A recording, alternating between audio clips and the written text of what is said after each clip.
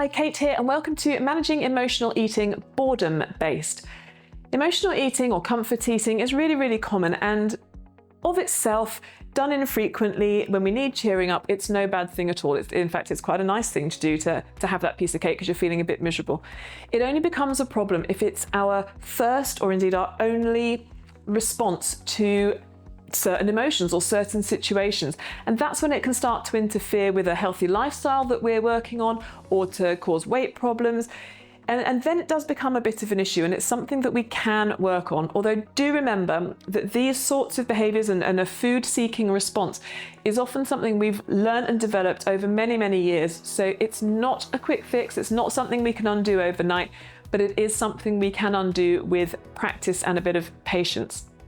Now, if boredom is your trigger that sees you thinking, I'm a bit bored, I don't really know what to do, I know, I'll go and eat a biscuit, or I'll go and make a sandwich, or I'll get the toast on, or whatever it might be.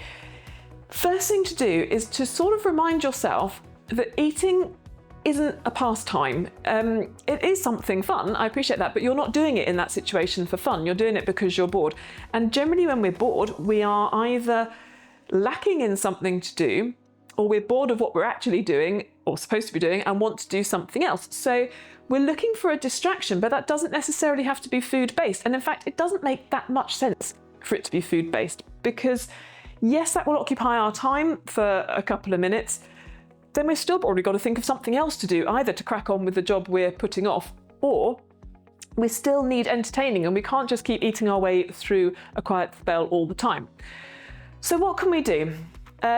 So if we acknowledge that food and eating isn't an activity, what we need is, in quieter times when you're not in the middle of a sort of a boredom episode, have a list of at least 5 things that you could do when you're bored. And these can fit into certain categories, and the more categories you delve into, the better really, because you'll have more options available to you when you need them.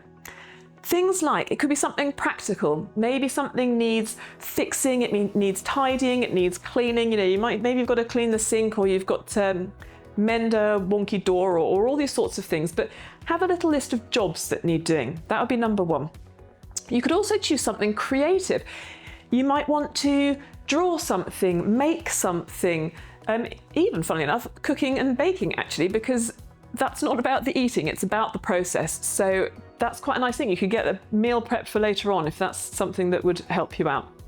You might choose something mindful, which means something you can be absorbed in. It doesn't have to be at the one end like a meditation exercise, although why not? You could do these quick 10-minute ones. There's loads of videos on YouTube, they're amazing, and it's like having a little mini nap. So why not do that? It's going to do you good as well. But otherwise, things like reading, gardening, getting really stuck into something, just something that absorbs your focus for a while and gives you a bit of a purpose at that time.